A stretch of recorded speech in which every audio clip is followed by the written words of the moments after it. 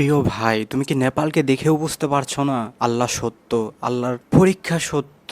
তুমি কি নেপালকে দেখেও বুঝতে পারছো না? এক মুহূর্তে কত বড় বড় বিল্ডিং ভেঙে গেল, ধসে গেল, মানুষ হাজার হাজার লক্ষ লক্ষ মানুষ পানির সাথে ভেসে মারা গেল, একটা অর্ধেক অর্ধেক হয়ে গেল। তুমি কি এগুলাও তোমার চোখে পড়ে না? তোমার জেনা কি এখানে থামবে না? এগুলা দেখেও তোমার জেনা থামবে না? এগুলা দেখেও তোমার গান বাজনা দেখা বন্ধ হবে না?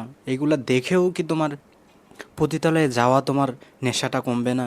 প্রিয় ভাই, ফিরে আসো, আল্লাহর দিকে ফিরে আসো। তোমার কারণে, তোমাদের কারণে, তোমাদের গান বাজনা শোনার কারণে আল্লাহ আমাদের দেশেও গজব নিয়ে আসবে। আল্লাহ আমাদের দেশেও তোমাদের এগুলার কারণে গজব নিয়ে আসবে। তোমরা ফিরে আসো প্রিয় ভাই, আল্লাহর দিকে ফিরে আসো।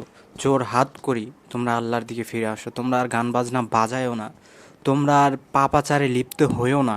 দেখো নাই কত বড় বড় বিল্ডিংগুলা ধসে গেল।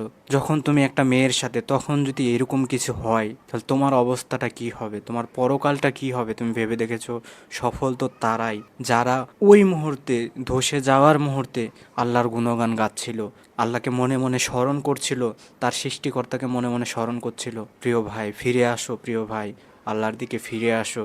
এখনও সময় আছে, অনেক সময় আছে। আল্লাহর দিকে ফিরে আসো। আমাদের দেশের কথাগুলোও কি তোমার মনে পড়ে না? কত বড় বড় বন্যা আসলো, কত মানুষ মারা গেল, কত মানুষ নিঃস্ব হয়ে গেল। এগুলাও কি তোমার চোখে পড়ে না? এগুলাও কি তোমার চোখে পড়ে না? আল্লাহর দিকে ফিরে আসো প্রিয় ভাই, তোবা করো, আল্লাহর দিকে ফিরে আসো।